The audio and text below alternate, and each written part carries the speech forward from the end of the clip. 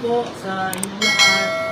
Ngayon po ay katatapos lang ng ating second regular session ng 12 Sangguniang Bayan. So, nandito po kami, kasama ko po yung ating mga konsehal, si Konsehal Erwin Choco. Hello po. Good afternoon. At siyempre, nandito po kami para kaya rin namin session para po makapag-update po sa inyo. Hello po, good afternoon. Magandang hapon po, mga kabayan natin. Walang hapon po. Hello po, good afternoon. Tapos na nga ng ating regular session. So, hindi po na-update po. Pwede po nangyari ng araw sa Okay, magandang hapon po sa ating lahat. Ito po kami ngayon, natatapos lang ang aming regular session. Ito po, balitaan po namin kayo kaganapan dito sa aming session. Muli po, magandang hapon sa inyong lahat. Isa po sa naging agenda ng ikalawang session, ikalawang regular session, ay nag-propose po si Konsehal Rafael Ape Reyes na magkaroon po ng ATM cards.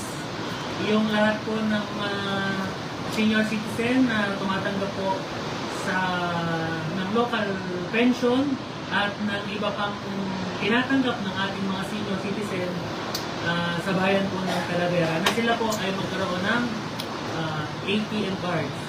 So, yan po yung kanyang ipinasok na yung propose na kanyang panukala na magkaroon ng ATM cards para hindi na po kailangan na pupunta pa, at least kahit yung pagka naka-open na sila ng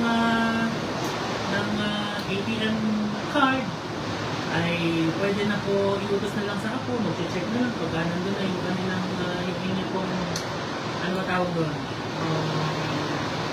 payout, pagka may payout na. So, ayan po yung unang panukala natin na pinangunahan ni Konsehal Ape Reyes. Siya din po ang chairman ng committee ng senior citizen. Sa susunod na linggo ay ito na po ay pag-uusapan sa kanyang komite kahit sa pang chairman ng committee ng senior citizen. At sana sa lalong madaling panahon ito po ay ma-approve. So, yan po yung kanyang panukala natin. At ganun din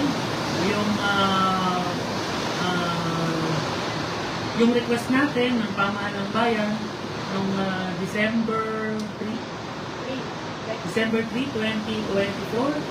na request natin sa PCSO na magkaroon na mabigyan ng ambulansya ang bayan ng Talavera ay ngayong linggo, bukas yata ay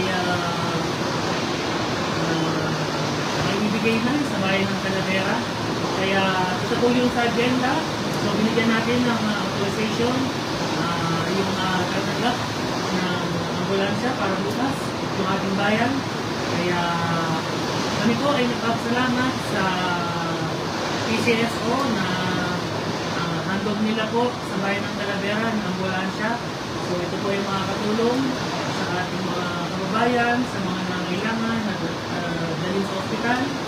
So ayan po, malaking tulong po ito sa bayan ng Talavera.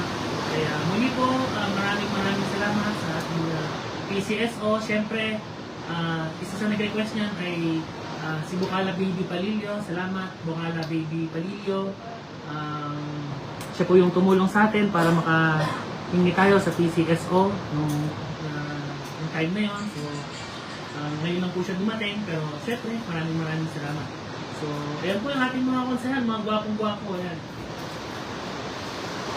Magandang hapon po ulit. Ay napakalaking body po sa aming bayan dito po sa Talavera. Magkaroon po ulit ng panibago o bagong ambulansya na kung saan ang ating po mga kababayan ay maihahatid po. Sakali man po kulang yung ating ambulansya, eh nga po may bago na. Kaya masususkinahan na po o ibig ko po sabihin, eh hindi na po tayo ganong mamong problema sa sasakyan dahil po marami na po ang ambulansya dito sa ating bayan. Kaya po, yan po in-request ko po na nakaraang taon po po sa pamamagitan po ni Vice Yung Mayor ambulansya, Melvin Santos Estado Martinez at ni Mayor J.R. Santos. Okay, ngayon po andyan na po pagdating na sa mga susunod na araw. Yun lang po at mag-ingat po kayo na umuulan ngayon. Magandang hapon po. Good afternoon po muli. Ito po, sama-sama kami dito para yung updates na po sa nangyayari na sisyo kanina para po kayo po ay kumbaga aware sa pangyayari po dito sa Bayan. At kanina po sa Bayan, kakasama dito para po sa mabuhay ng lahat, para po sa ating mga mamayan.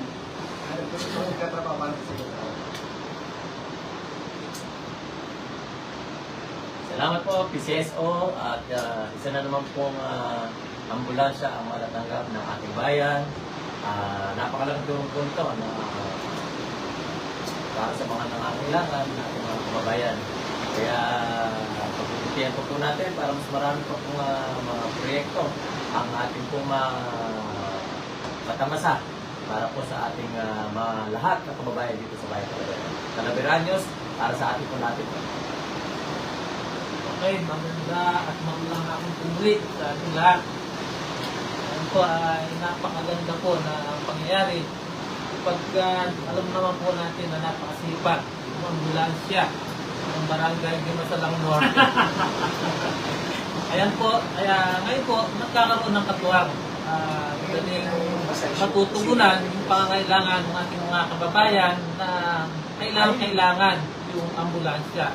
Kaya po, maraming salamat po sa PCSO sa inyo pong pagbibigay ng isang unit ng ambulansya sa bayan ng Talavera. Kaya pasalamatan din po natin ang ating dating Mayor J.R. Santos na siya po ang nag-request para po tayo ay mabigyan ng ambulansya ng PCSO. Magandang hapon po ulit sa ating lahat. Yan po, hindi po kami report sa inyong lahat. At siya nga pala, nagpapasalamat din po ako sa fire station sa binigay po ng national ng fire truck para po sa bayan ng Talavera. Kamakailan po ng June ay nagbigay po na award ng din po yung ating fire station ng bagong fire truck. So, dagdag po yan sa fire truck natin sa bayan ng Talavera. Kaya, so maraming salamat po sa Panginoon na sa ginamit niya na mga kasangkapan para sa mga biyaya po na natanggap natin sa bayan ng Talavera. Maraming salamat po sa inyo at umasa po kayo na marami pa po tayong hihingin na mga blessing programa para po sa bayan ng Talavera. Nandito po kami para makiisa at tumulong at maghandog para po sa ating mga kababayan. Actually, marami pa pong mga panukala yung ating mga konsehal. So, si Consel Joel, marami siyang panukala. Yung ating ABC, sa susunod na araw, marami siyang panukala. Si Consel Tayaw, marami rin siyang panukala. Si Consel Ryan. So, lahat ng ating mga konsel, may kanya-kanyang panukala na ibibigay. Ipapanukala para po sa inyo. Bubuo ko na po ba sila? So magpapanukala po na halimbawa si Consel Joel, binulong niya sa akin, magpapanukala daw po siya na magkaroon tayo ng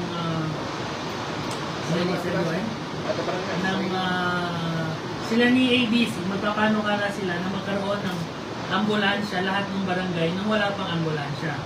Bukod doon, magpapanukala din po sila na ang bayan ng Talavera ay magkaroon ng may truck na yung kompleto.